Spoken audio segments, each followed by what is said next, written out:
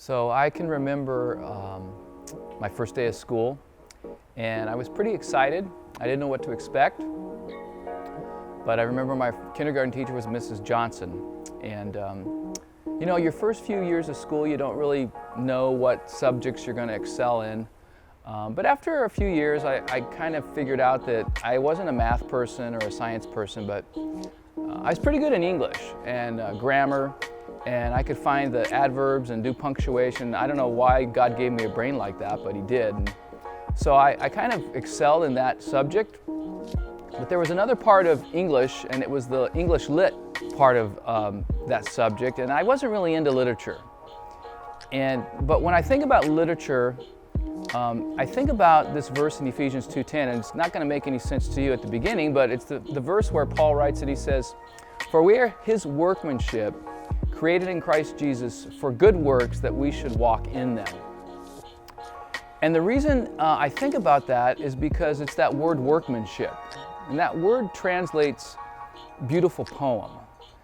And I can remember in school we had to memorize poems, and I wasn't into the poems. And I only remember one poem that we had to memorize, and it was Casey at the Bat. It was about this guy that played baseball that was a home run hitter, and he would hit the ball every time. But this time, the only thing I remember is one line in the whole poem. There is no joy in Mudville, for mighty Casey has struck out. So he struck out, but it reminds me of that verse.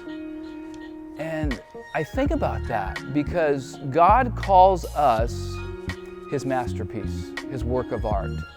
And I know that so many times in our lives, we don't feel like that because of what we're going through, because of our circumstances or our situation.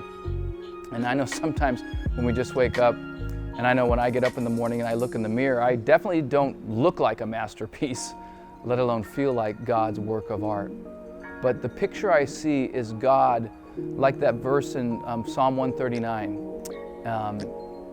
where He says that we are fearfully and wonderfully made, that we are skillfully crafted and wrought by His hands. And I just want to remind you of that today, that you are God's beautiful poem. In fact, the Jerusalem Bible translates that word, you are His work of art.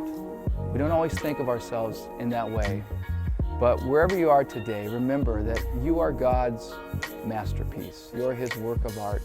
And I pray that God will bless you today as you remember that you are God's beautiful poem. God bless you.